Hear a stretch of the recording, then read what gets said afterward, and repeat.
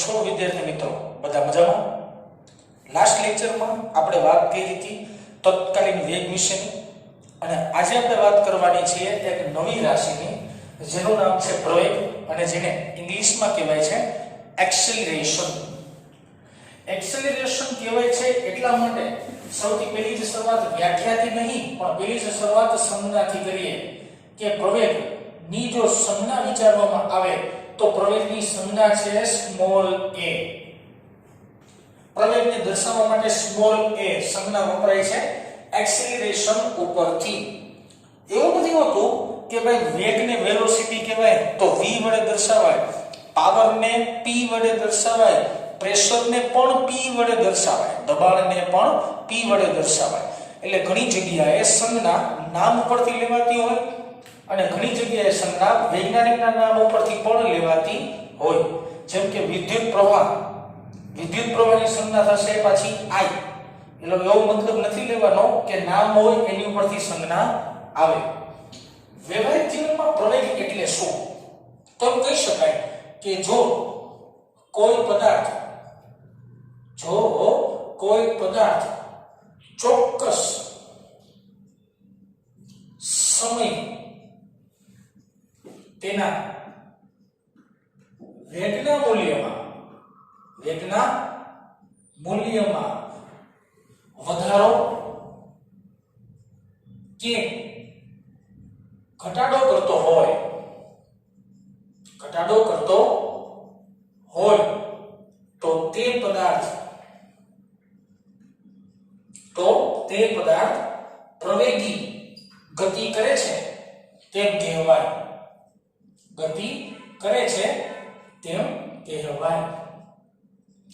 આ સિમ્પલ ભાષામાં પ્રવેગની વ્યાખ્યા થઈ કે જો કોઈ પદાર્થ ચોક્કસ સમય એટલે કે સમયનું મૂલ્ય કોઈ ફિક્સ રહેવું જોઈએ, ચોક્કસ સમયે તેના વેગના મૂલ્યમાં કાં તો વધારો કરી રાખે. સાંભળજો, વધારો અને ઘટાડો બે ભેગો ન હોવો જોઈએ. કાં તો ખાલી વેગનું મૂલ્ય વધવું જોઈએ, કાં તો વેગનું મૂલ્ય ઘટવું જોઈએ, તો તે પદાર્થ પ્રવેગમાં છે તેવું કહેવાય, અથવા તો તે પદાર્થ પ્રવેગી ગતિ કરે છે તેવું કહી શકાય. સિમ્પલ એક ઉદાહરણ સાથે સમજવાનો પ્રયત્ન કરી પછી આપણે વાતને આગળ લંબાવીએ. ધારો કે કોઈ બાઇક રાઇડર છે, કોઈ વાહન ચાલક છે, તે કોઈ રોડ ઉપર ગતિ કરે છે. રોડ ઉપર ગતિ કરતા 0 થી ગતિની શરૂઆત કરી. સાંભળજો મારી વાત, 0 થી 10. જો હું 10 બોલું છું, શું છે બેટા? વેગ છે. તમે જે ઓલા કાંટાની અંદર વેગ જોતા હોય ને એ વેગની વાત કરું છું. 0 થી 10 માં ગયો, 10 થી 20, 20 થી 30, 30 થી 40, 40, 50, 60, 70, 80.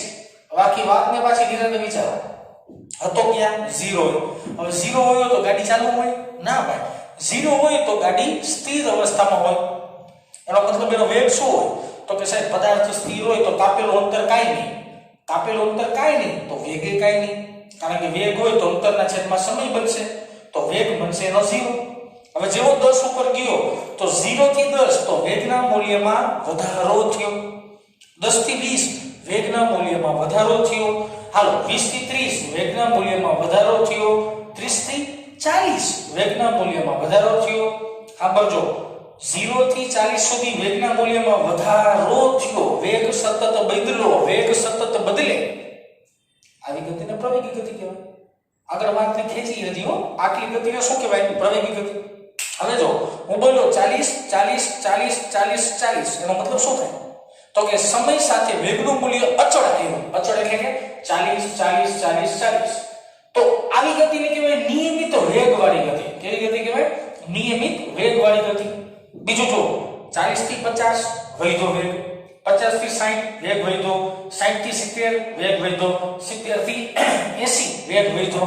તો પાછી છેલ્લી ગતિ કેવી ગતિ કહેવાય? પ્રવેગી ગતિ કહેવાય. હાલો ભાઈ 80 એ જાય છે એનો મતલબ શું થયો? અચળ વેગવાળી ગતિ થઈ, નિયમિત વેગવાળી ગતિ થઈ. સામે સ્પીડ બ્રેકર આવ્યું, બ્રેક નહીં. હવે બ્રેક મારશો 80 માંથી 70 માંથી 60 માંથી 50 માંથી 40 માંથી 30 માંથી 20 20 માંથી 10 અને 0 સ્પીડ બ્રેકર ભાઈ ઉભો રહી ગયો. તો જો વિચારો 80 થી લઈને 0 સુધી એમ તો વેગના મૂલ્યમાં ઘટાડો થયો. તો આને કહેવાય પ્રવેગી ગતિ. પણ એના માટે કંઈક અલગ નામ છે, પણ હમણાં વાત કરી. દેશી ભાષામાં પ્રવેગનો મતલબ શું? તો કે કોઈ પદાર્થે સમય પસાર થતા થતા તેના વેગના મૂલ્યમાં કાં તો વધારો કરવો જોઈએ કાં તો ઘટાડો કરવો જોઈએ. એટલે એક લોજિક તમને અહીંથી ડેવલપ થવું જોઈએ કે વેગ અચળ રહેશે ને ત્યાં પ્રવેગ નહીં હોય, પણ જ્યાં વેગ બદલશે ને ત્યાં પ્રવેગ હશે. શું લોજિક કહ્યું?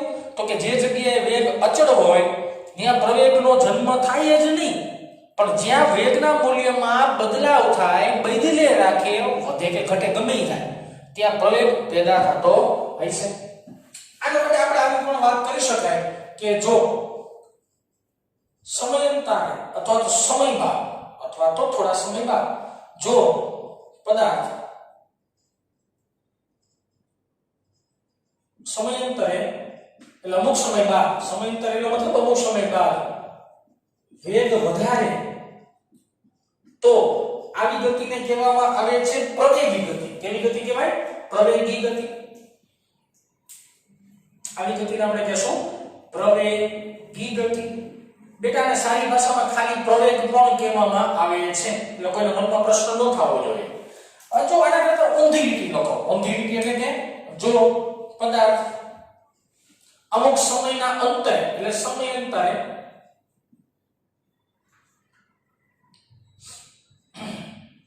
સમયાંતરે વેગ ઘટાડે, વેગમાં ઘટાડો કરતો હોય તો આવી ગતિને કહેવામાં આવે છે પ્રતિપ્રવેગી ગતિ. શું કહેવાય? પ્રતિપ્રવેગી ગતિ. આ ગતિનું એક નામ છે. દેશી ભાષામાં બેમાં પ્રવેગ પેદા થાય છે તો કહી જ શકાય, પણ વેગ વધતો હોય તો પ્રવેગી ગતિ ને વેગ ઘટતો હોય તો પ્રતિપ્રવેગી ગતિ. એક લોજિક મારે શીખવાડવું હોય તો લોજિક મારે શીખવાડવું જવું પડે તો તમને સમજાવું તો ધીરા આખી વાત વિચારજો કે આ છે ને સાહેબ ઢાળવાળી સપાટી દોરી ધારો. હાલો આવું કે વિચારી મસ્ત મજા. આ ઢાળવાળી એક સપાટી દોરી સાહેબ. હાલો હવે કોઈ દડો છે, મારી પાસે એક બોલ છે. ઈ બોલને ઢાળની ઉપરની સપાટી રાખો. બોલને મેં ક્યાં રાખો? ઢાળની ઉપરની સપાટી. ઉપરની સપાટીથી જો દડોને ઘા કરવામાં આવે, ઘા કરવામાં આવે એટલે દેશી ભાષામાં રેડવામાં આવે. બરાબર ને? હાલો દડોને નીચે જવામાં આવે તો દડો આ સ્થાને જ્યારે પહોંચે, દડો જ્યારે આ સ્થાને પહોંચે, દડો જ્યારે આ સ્થાને પહોંચે ત્યારે વેગના મૂલ્યમાં શું થતો હોય? સતત વધારો થતો હોય. જો વેગના મૂલ્યમાં વધારો થાય તો એવી ગતિને પ્રવેગી ગતિ કહી શકાય. સમજી ગઈ વાત? આના કરતા સાહેબ ઊંધું બોલે. ઊંધું કેમ બોલશે? જો નિરાતે આખી વાત વિચારવાની છે.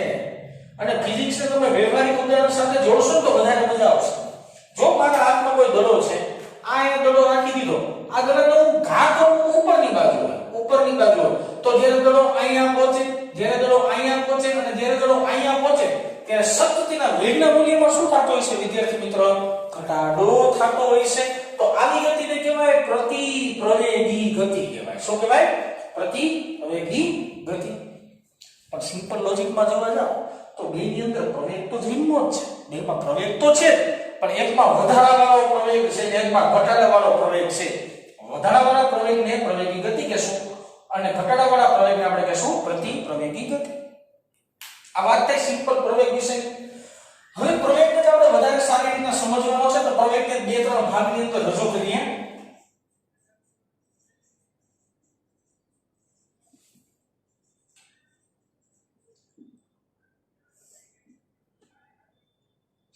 બીજું નવું નામ લખીએ. ચાલો નામ લખ્યું છે મેં સરેરાશ પ્રવેગ.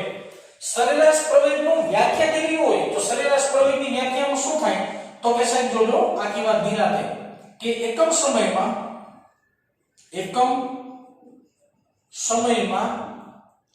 પદાર્થના વેગમાં થતા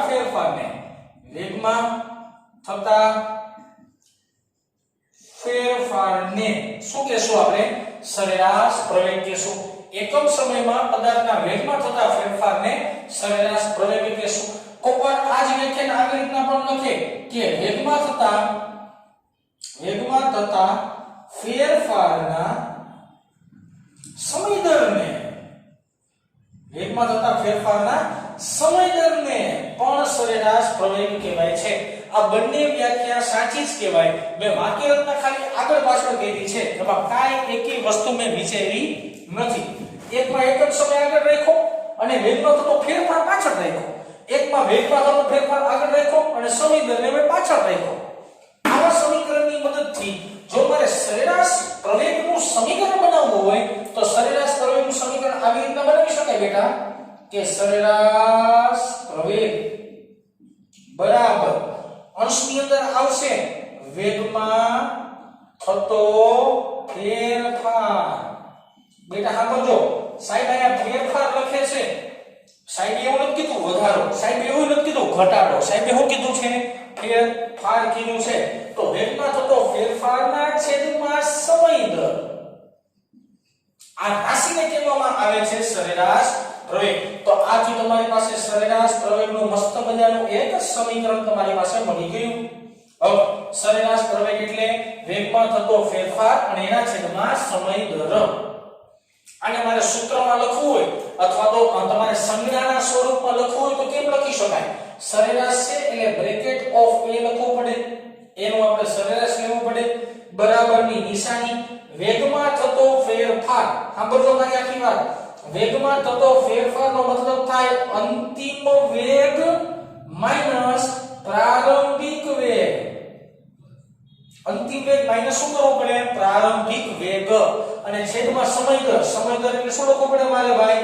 તો કે અંતિમ સમય માઈનસ પ્રારંભિક સમય. સૂત્રની અંદર લખવું હોય તો આમ લખી શકાય bracket of a is equal to v2 minus v1 ના છેદમાં t2 minus t1. આ મળ્યું સમીકરણ. અંતિમ વેગ અને પ્રારંભિક વેગની બાદબાકી છેદમાં સમયની પણ બાદબાકી. આને તમારે જો સારા ફોર્મેશનમાં લખવું હોય તો સારા ફોર્મેશનમાં આમ પણ લખી શકાય delta a is equal to delta v ના છેદમાં ડેલ્ટા t. ડેલ્ટા v એટલે શું થાય બેટા? વેગમાં થતો ફેરફાર. અને ડેલ્ટા t એટલે શું થશે? સમયમાં થતો ફેરફાર. આની ઉપરથી મેં આવું સ્વરૂપ રજૂ કરેલું છે જે તમે સમજી શકો છો. કોઈ પદાર્થ અહીંયા ઊભો છે અત્યારમાં, બરાબર ને? 0 બિંદુ હોય. હાલો 10 20 30 40 50 60 70 80 90 100 વેગના મૂલ્યમાં વધારો થયો. પ્રારંભિક વેગ શું હતો? તો કે સાહેબ તમે અહીંયા ઊભા હતા ને? હા ઊભા હતા. તો પ્રારંભિક વેગ આવી ગયો 0. અંતિમ વેગ શું હતો? તો કે સાહેબ અંતિમ વેગમાં તમે 100 સુધી પહોંચી ગયા હતા. હું આ જે 100 70 80 આ આંકડા બોલું છું ને, આંકડા ક્યાં? તમારા હોન્ડામાં આગળ ઓલો ગોળો હોય ને એની અંદર કાંટો ઊંચો નીચો થતો હોય ને એના આંકડા હું બોલું છું, બરાબર ને? તો પ્રારંભિક વેગ આવ્યો તમારો 0, અંતિમ વેગ આવ્યો તમારો 100. તો 100 - 0 જવાબ શું આવી જાય? 100 આવે. છેદમાં અંતિમ સમય કયો? તો કે સાહેબ હું અહીંયા ઊભો તો ત્યારે 0 સેકન્ડ ગણો અને 100 એ પહોંચ્યો ત્યારે 10 સેકન્ડ ગણો. ઓકે, તો અંતિમ સમય કયો? 10 સેકન્ડ માઈનસ પ્રારંભિક સમય કયો? 0 સેકન્ડ. 10 માંથી 0 જાય જવાબ શું આવે? 10 આવે. ઉપર 100 છેદમાં 10 મીંડું ગયો. પ્રવેગ કેટલાનો મળ્યો? 10 નો પ્રવેગ મળ્યો. 10 પ્રવેગ લખી સારું ન લાગે? એકમ લખવો પડે. ઓકે, તો આપણે વાત કરીએ છીએ હવે સરેરાશ પ્રવેગના એકમની. સરેરાશ પ્રવેગનો એકમ. ઓકે, સરેરાશ પ્રવેગનો એકમ બનાવવા માટે હું આ સમીકરણને તમારી સામે ઉપર લખું છું. હાલ સરેરાશ પ્રવેગને આપણે બ્રેકેટમાં દેખાડશું. a is equal to વેગમાં થતો ફેરફાર એટલે ડેલ્ટા v છેદમાં સમયમાં થતો ફેરફાર એટલે ડેલ્ટા t. આખી વાત વિચારજો નિરાતે શાંતિપૂર્વક. ઓકે, વાત કરીએ છીએ વેગની. તો બેટા વેગનો એકમ શું થાય? વેગનો એકમ શું થાય? યાદ હોવું જોઈએ. મીટરના છેદમાં સેકન્ડ. વેગનો એકમ થાય મીટરના છેદમાં સેકન્ડ. અને છેદમાં સમય, તો સમયનો એકમ શું થાય? સેકન્ડ.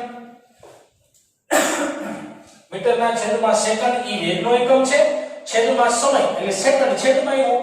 તો પ્રવેગનો એકમ બનશે મીટરના છેદમાં સેકન્ડ સ્ક્વેર અથવા તો મીટર ઇન્ટુ સેકન્ડની માઈનસ 2 ઘાત. તો આ જે જવાબ આવ્યો એ આવ્યો તમારા એકમનો. આ મળ્યા તમને 2 એકમ. 2 એકમ નથી, એક જ એકમ છે પણ અલગ અલગ રીતના મેં લખેલું છે ખાલી. રેડી? ઓકે. અથવા તો તમારે સારી રીતના સમજવાનો પ્રયત્ન કરવો હોય તો આને પણ તમે ડિસ્ક્રાઇબ કરી શકો. કેવી રીતે ડિસ્ક્રાઇબ કરી શકો?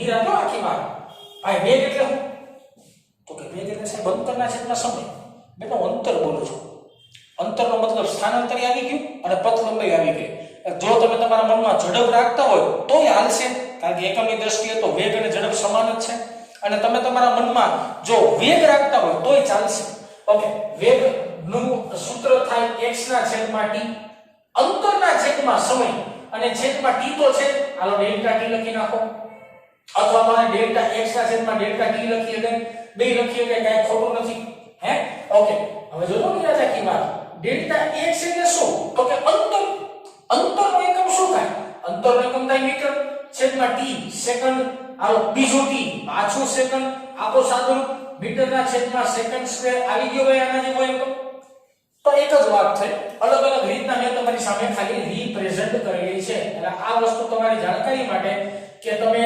વેગમાંથી અંતરમાં જાઓ અને અંતર ઉપરથી એકમ બનાવો તો જવાબ તો બેનો સમાન જ આવશે જો કે તમે બીજું ચેપ્ટર ભણો છો બીજું ચેપ્ટર એટલે કે માપન તથા એકમ પદ્ધતિ એની અંદર જે એકમ બનાવવાની શરૂઆત થશે ત્યારે તમને પહેલું જ ઉદાહરણ વેગ અને પ્રવેગનું આપશે એટલે તમને આખી વાત સમજી જશે હજી મારે આગળ વાત કરવી હોય તો હજી આપણે આગળ વાત કરી હતી આ વાત થઈ સરેરાશ પ્રવેગના એકમની અહીંયા આપણે વાત કરીએ સરેરાશ પ્રવેગ નું પારિમાણિક સૂત્ર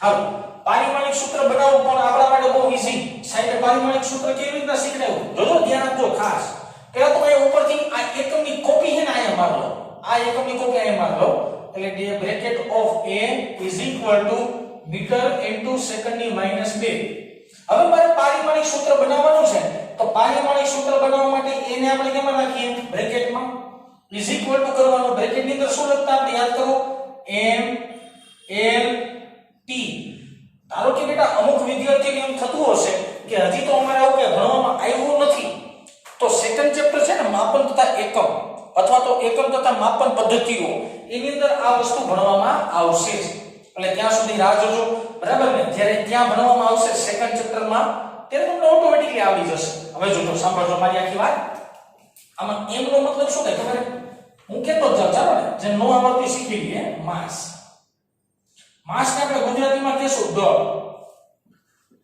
માસ એટલે દળ થાય જોકે હવે અહીંયા l આ લેન્થ ને આપણે ગુજરાતીમાં કહેશું લંબાઈ આઈનો t ને આપણે કહેવાય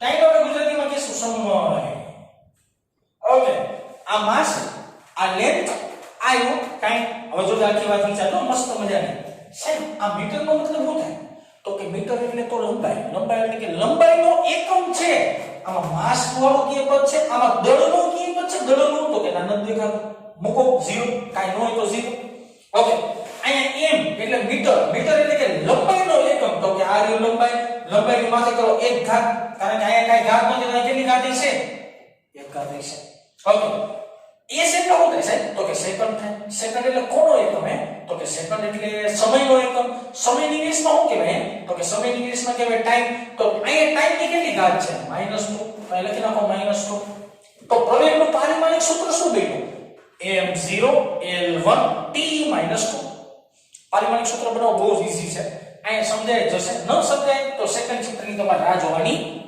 છે ઓકે આ બધી ચર્ચામાં પ્રવેગની ચર્ચા થઈ સરેરાશ પ્રવેગની ચર્ચા થઈ સરેરાશ પ્રવેગના એકમ ને પારિમાણિક સૂત્રની ચર્ચા થઈ અહીં હજી મારે થોડું લખવાનો પ્રયત્ન કરવો છે અને ઈ છે આપણા માટે તત્કાલીન પ્રવેગ બહુ નાની વાત છે સાથે સાથે સમજાવી દઉં છું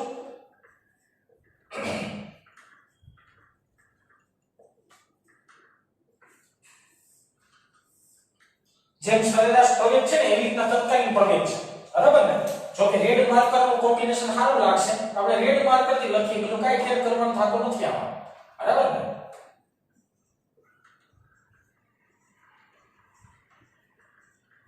તત્કાલીન પ્રવેગને દર્શાવાય છે ખાલી a વડે એટલે કે પ્રવેગ કયો કે તત્કાલીન પ્રવેગ કયો દેશી ભાષામાં તો એક જ વસ્તુ થઈ બરાબર ને ઓકે તત્કાલીન પ્રવેગને આપણે દર્શાવશું a વડે જો મારે તત્કાલીન પ્રવેગની વ્યાખ્યા લખવી હોય તો વ્યાખ્યા આવી રીતના લખી શકાય કે જો કોઈ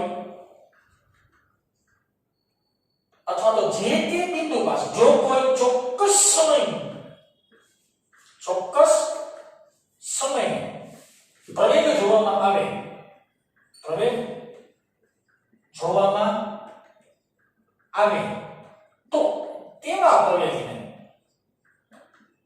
શું કહેશું આપણે? તત્કાલીન પ્રવેગ કહેશું. જો આ વાત નો સમજાવી તો સમજાવી દો, દેશી રીતના સમજાવી દો કે મારે અત્યારમાં 0 સેકન્ડ થી 100 સેકન્ડ સુધીનો પ્રવેગ જોવો હોય, 0 સેકન્ડ થી 100 સેકન્ડ સુધીનો પ્રવેગ જોવો છે તો સરેરાશ ઝડપ વાપરવો પડે, સોરી સરેરાશ પ્રવેગ વાપરવો પડે. 0 થી લઈને 100 સુધીનો પ્રવેગ જોવો હોય તો સરેરાશ પ્રવેગ જોવો પડે અથવા તો આ સમીકરણનો ઉપયોગ કરવો પડે. પણ હું તમને પૂછું કે સાહેબ 10મી સેકન્ડ, 10મી પ્રોપર 10મી સેકન્ડે પ્રવેગ કેટલો? તત્કાલીન પ્રવેગ વાપરવો પડે. હું કહું 0 થી 10 સેકન્ડની વચ્ચે પ્રવેગ કેટલો? સરેરાશ. 5મી સેકન્ડે પ્રવેગ કેટલો? તત્કાલીન પ્રવેગ. 0 થી 5 સેકન્ડની વચ્ચે પ્રવેગ કેટલો? સરેરાશ પ્રવેગ. ચોથી સેકન્ડે પ્રવેગ કેટલો? તત્કાલીન પ્રવેગ. હવે સમજાઈ ગયા છે? જો બે સમયના બિંદુની વચ્ચેનો પ્રવેગ જોવો હોય ને તો સરેરાશ પ્રવેગ વાપરવો પડે, અને જો કોઈ પણ એક ચોક્કસ બિંદુ પાસે તમારે પ્રવેગ માપવો હોય તો તત્કાલીન પ્રવેગ વાપરવો પડે. ઓકે, સમીકરણની ચર્ચા કરી. સમીકરણ બેટા હું આની ઉપરથી જ બનાવું છું, આની ઉપરથી. a મારી પાસે બ્રેકેટ વાળું સમીકરણ હતું એ કોપી માર લઉં છું અહીંથી અથવા અહીંથી ગમે ત્યાંથી. ડેલ્ટા v ના છેદમાં ડેલ્ટા t થઈ ગયું. ઓકે, હવે આપણે લિમિટ મૂકીએ. સાંભળજો આખી વાત. a limit delta t tends to 0 delta v ના છેદમાં ડેલ્ટા t. તો સમીકરણ શું બનશે? યાદ આવી જવું જોઈએ, dv by dt. dv by dt નો મતલબ થશે તત્કાલીન પ્રવેગ. બેટા લિમિટ હજી એકવાર અહીં સમજાવી દઉં. આ મેં સમયનું લક્ષ વિધેય લીધું એમ બોલાય, સમયનું લક્ષ લીધું એવું બોલી શકાય. ડેલ્ટા t ટેન્ડ્સ ટુ 0 નો મતલબ તો કે સમયનું મૂલ્ય 0 થી નજીક લઈ જવાનું છે. મેં જો કે તમને એકવાર સમજાવ્યું કે સમયનું મૂલ્ય તમારે શું કરવાનું છે? 0 થી સાવ નજીક લઈ જવાનું છે. જ્યારે નજીક લઈ જશો ત્યારે જે સમીકરણ બનશે એ બનશે તત્કાલીન પ્રવેગનું. તત્કાલીન પ્રવેગનો એકમ આ જ બને, તત્કાલીન પ્રવેગનું પારિમાણિક સૂત્ર આ જ બને. એટલે એની અંદર વધારે હું ડિટેલ્સમાં જતો નથી. તો દેશી ભાષામાં તત્કાલીન પ્રવેગ માટે એકમે આ જ રહેવાનો છે અને પારિમાણિક સૂત્ર પણ આ જ રહેવાનું છે. આમાં જે ડિટેલ્સમાં જવું હોય, હજી ડિટેલમાં જવું હોય તો જોઈ લે. બરાબર ને? આપણી વાત આખી પૂરી જ કરી આજે. ઓકે, જોજો અહીં પ્રવેગ લખું છું કે આખી વાત ધીરાને વાંચો is equal to d by dt. મેં લખ્યું આમાંથી d by dt લખ્યું, v ને બાકી રાખી દીધો મેં. ઓકે, આના ગુણાકારમાં શું આવે ભાઈ? ટેકનિકલી v આવે. શું આવશે? v આ સાઈડમાં લખી ભૂસી નાખું છું. v એટલે શું? વેગ. હાલો ઉભા અહીંયા લખી નાખો સાઈડમાં, થોડી વાર પડતું આ ભૂસી નાખીશું. v એટલે શું થાય? વેગ થાય. વેગ એટલે શું થાય? તો કે યાદ કરો છે dx by dt લખતા હતા. શું લખતા હતા?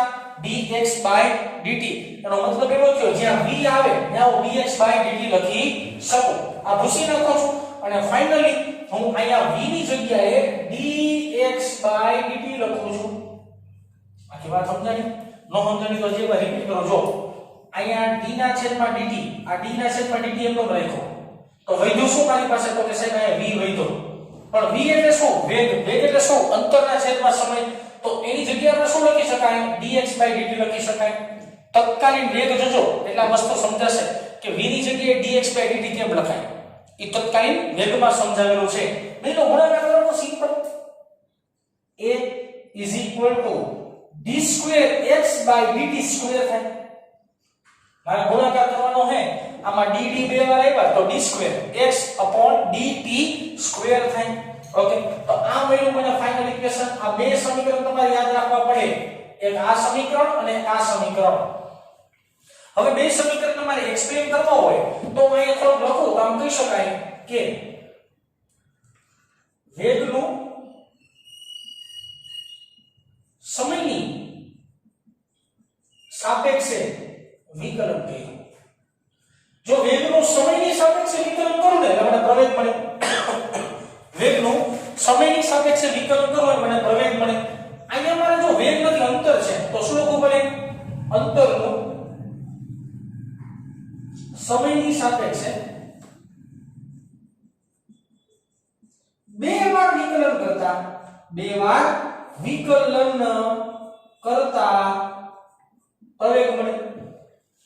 વેગનું જો સમયની સાપેક્ષે એકવાર વિકલન કરો તો પ્રવેગ મળે, પરંતુ અંતરનું સમયની સાપેક્ષે બે વાર વિકલન કરો તોય શું મળે? તમને પ્રવેગ જ મળે. કારણ કે જો અહીં ડબલ પદ આવી ગયા, અહીંયા સિંગલ પદ જ હતા, છેદમાં dt સ્ક્વેર થઈ ગયું. એકમ ઉપરથી સમજી ગਏ મીટર સેકન્ડ ની -2 ઘાત, તો જોયું છે મીટરની સેકન્ડની -2 ઘાત અને અંશમાં તો શું આવ્યો? મીટર જ આવ્યો. મતલબ સંકલન ને વિકલન ની અંદર એક વસ્તુ ખાસ યાદ રાખવાની. અહીંયા તમને નાનકડું કોષ્ટક બનાવી દઉં, તમે લખવામાં ધ્યાન આપજો. નોટ અને પેન થી કેવી રીતના લખશો ઈ અહીં મસ્તીનો વાત લખી દો, ધ્યાન આપજો ખાસ.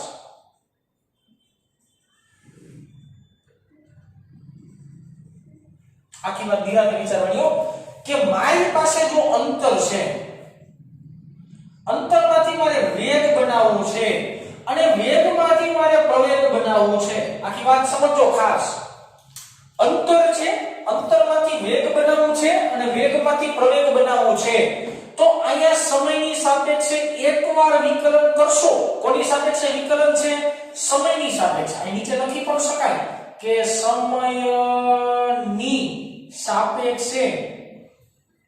સમયની સાપેક્ષે એકવાર વિકલન કરશો એટલે વેગનો જન્મ થશે અને વેગનું પાછું વિકલન કરશો પણ કોની સાપેક્ષે? ભૂલતું નહીં જવાનું ભાઈ. તો કે કહેવાનું સમયની સાપેક્ષે વેગનું પાછું સમયની સાપેક્ષે વિકલન કરશો એટલે શું બનશે? પ્રવેગ બનશે. અંતરનો વેગ બનાવવો હોય તો સમયની સાપેક્ષે એકવાર વિકલન કરવાનું. વેગનું પ્રવેગ બનાવવું હોય તો સમયની સાપેક્ષે એકવાર વિકલન કરવાનું.